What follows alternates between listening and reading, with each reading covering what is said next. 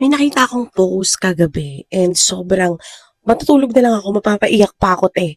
Kung alam niyo yung Teach You a Lesson na palabas pa lang ata sa Netflix na movie, na may isang line dun na sinabi na, binubuli yung babae, then yung isa is sundalo.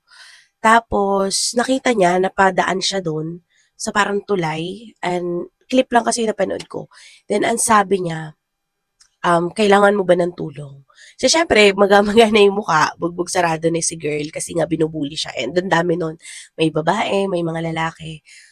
Tapos ang sabi, hindi siya nagsasalita. Ang sabi nung lalaki, nung sundalo is, humingi ka muna ng tulong bago kita tulungan. Or ask help muna, parang gano'n. And sa buhay, gano'n pala talaga kasi yung babae, even though alam nung pala nung sundalo na kailangan niya ng tulong, ayaw niyang tumulong kasi hindi naman humihingi ng tulong.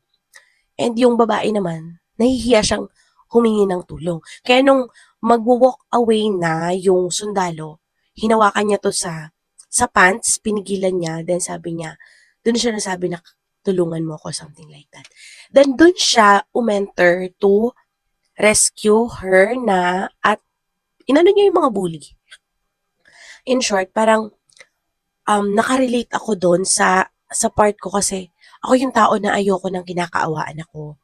Ayoko ng um, parang tingin nila sa akin hopeless ako. Parang ayoko nung feeling na ganun. Ewan ko kung ako lang yun, pero ayoko talaga nung parang kinakawan.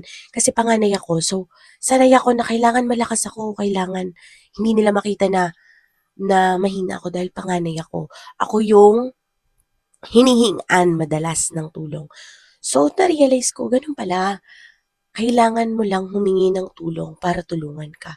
And alam ko, may part sa Bible, hindi kasi ako masyadong ma-Bible na tao, pero I believe in God, na may part doon na parang, ma, ayokong mamali ako ng term, pero parang, humingi ka muna, saka ako magpapasok, parang ganon ang term. Ewan ko, kung may alam kayo ng verse ng gano'n, paki-comment nga kasi hirap talaga ako pagdating sa ganyan. Pero guys, talagang ma-prayers pa din ako. And doon ko nalaman na talagang maraming tao na gustong tumulong.